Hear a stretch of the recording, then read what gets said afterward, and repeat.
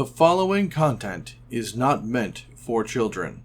Hello, and welcome back. I am Maester Aelix, and this is Shadowrun Hong Kong, Extended Edition. And we are right back where we left off here outside the MTR station, because it's time to go take another job.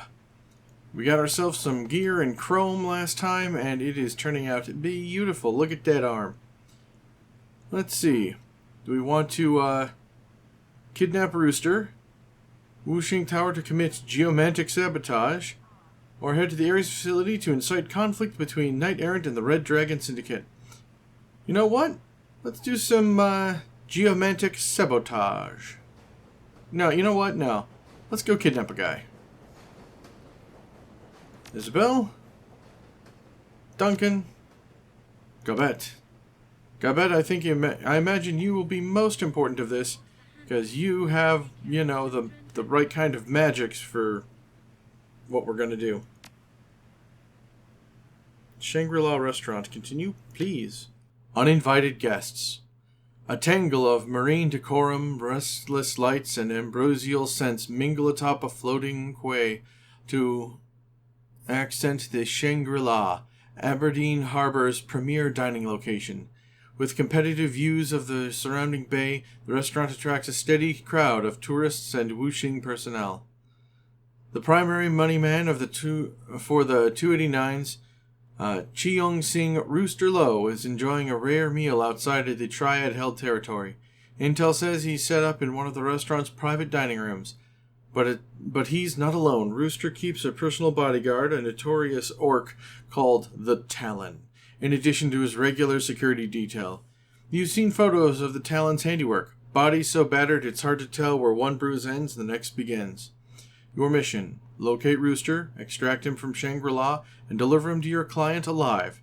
Simple, fast, low profile. Of course, even the simplest runs can go sideways. Okay. We got nothing in our stash, which is... Well, okay, I have a spell. Powerful Magical Punch. Okay, well, we don't need Wild Aim. But I could do... These are the passive ones. Yeah, don't need to... Yeah, we'll leave these passive. Love. Oh, that is passive and active. Right. Medium cover bonus to magic spells. I think that's a good idea. Alright. And we get...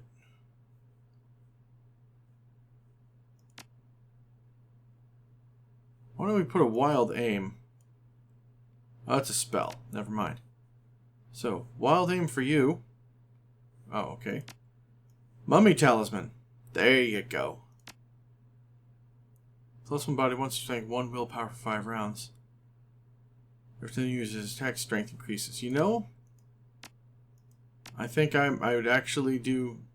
I would benefit from having that. Cool.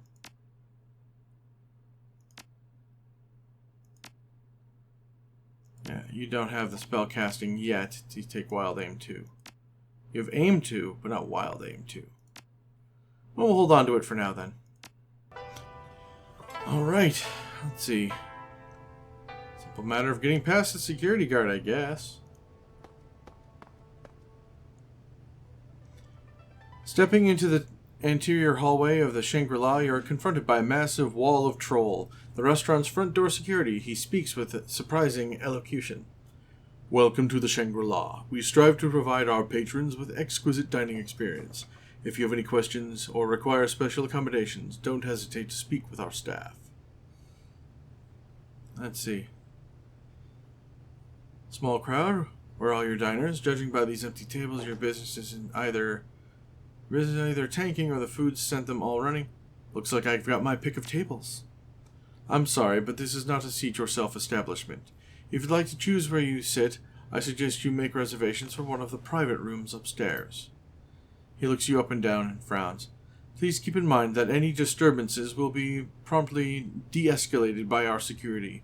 We reserve the right to bar service to unruly patrons. Thank you and enjoy your meal. Let's see. Unless your security's a bit like tonight. You sure you have enough guards to deal with bigger disturbances? What security? I don't see any guards around. You say that, but I don't see any guards working here. Should I put it to the test?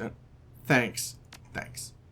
Let's be polite and not ruin like everything. The crab was truly amazing. I just wish I didn't have to wait an hour to get it. There's a waitress. Why not? A waitress stamped with orders is caught unaware as you approach. Oh, well, welcome to the Shangri-La, sir. Our hostess will seat you as soon as she gets back. You're welcome to wait in the lounge. This will only take a second. A loud exhalation escapes through her nose, and her eyes dart towards the kitchen. She musters an empty smile and nods with false hospitality. Absolutely, sir. What is it that you need? I'm looking for someone. Mr. Lowe? He has a reservation here tonight.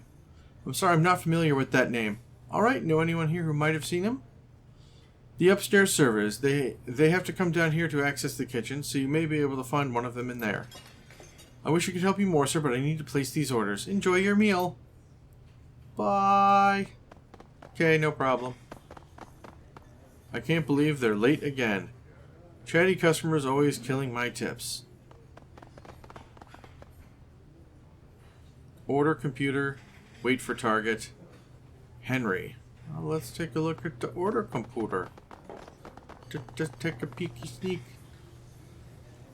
An open program tracking food orders and their respective tables flickers steadily on the computer screen. AccuServe from Renraku, Shangri-La Restaurant. Alright. Server notes. Inside the file is a series of notes on the guests and the restaurant's operations. You scroll through today's notes. Several servers have been written about their concerns regarding tonight's lack of security. A couple are frustrated with the curious guests wandering up to the second floor's private dining room. The rest is useless information. Check orders. Those containing a dozen orders pops up. Only a handful are for the upper floor's private dining rooms. Let's see. Floor 2, private room 3, party of 5. No prawns. Avoid cross-contamination with sailfish. Diner is allergic. Ah. Buffet, sampler, rangoons, prawns 2. Okay. Talent's allergy. Aha. Manager's notice. Nothing but your typical wage slave directives in here. There are a few mentions of curtailing recreational activities in storage rooms on the outer decks. Only one of their one can only infer the meaning of said activities. Further down, a note in red expressly warns that the special guest on the floor 2 should be served by approved waitstaff only. If the guest's orders are botched again, there will be significant and widespread consequences for all servers involved. Cool. Well, we're not going to order a new... maybe. Menu pops up with options to view or place orders. Following the menu in a dining room chart that has been broken down into server zones. A large comp button in the upper right-hand corner has a lock icon over it. Seems people were being too liberal with the free drinks. Unfortunately, looks like you need a server's code to place an order. Okay. Oh, hey. Oh, there's the chef. And there's Henry.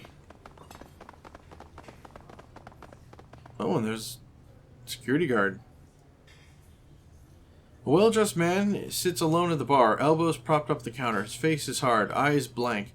He swirls the contents of a half-empty glass as if in a stupor. Between the swollen eyes and the whiskey double, it isn't hard to guess his mood.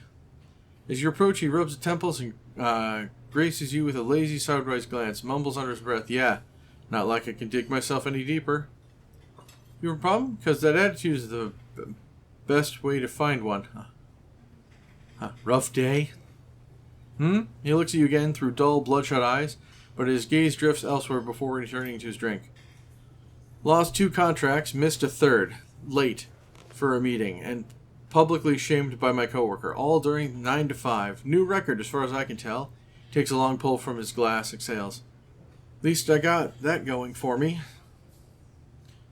How'd you lose your contracts? Wish you knew. One of them almost done deal, but for some reason the client suddenly changed their tune. The contract slipped away before I could officially close it. The other 2 contracts were ongoing clients, people I'd worked with for years, but I somehow forgot about their annual renewal date, and a more diligent coworker picked them up.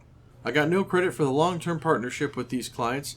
If anything, I now look worse for losing them, even though I brought them to Wuxing in the first place. He leans back and lets out a weary groan. His breath reeks of alcohol. Let's see. Sounds like too many coincidences to me. Thinks someone's working against you. And just who is the diligent coworker of yours? This doesn't sit right. Ever forgotten something as big as a contract renewal before? Never. I was damn good at my job. I kept all my important appointments scheduled weeks in advance on my work terminal. Never missed a single date. Till now. He slouches forward, shakes his head. The gesture is hasty, as if he's trying to wake himself. But I have a lot of clients. Maybe I just forgot to schedule these contract renewal dates. It's the first time for everything. Or maybe you've been sabotaged. Sabotaged? How the hell do you figure that? My gut tells me someone's behind all this. You're kidding me. Everyone at each other's throat in this... You're kidding me. Everyone's at each other's throat in this business. He downs the rest of his drink, signals the bartender, and in a moment's notice, the bartender leans over and refills his glass. Fair, but there is someone who would have benefited most from what happened to you? You know what I think? I think you're scared of the truth. No, fair, but is there someone? Yes. He considers. The newcomer, David. Henry nods his head towards a group at the end of the bar, the elf at the center. Him. He came out of nowhere and has become a rock star in the upper management. He's been making connections and deals with like a Wuxing veteran, like me. He's definitely up to no good. You're telling me you don't want to know? You want to know what I think? He leans towards you, glassy eyes looking through you to the who knows where. The scent of booze wafts off him. I think he's got family connections, people high places. He's been using them to his advantage. He backs off and shrugs, rocking Parasins here. I don't know. Just a thought. You might be onto something. No, just wishful thinking. Well, I'm going to go find out. Cool.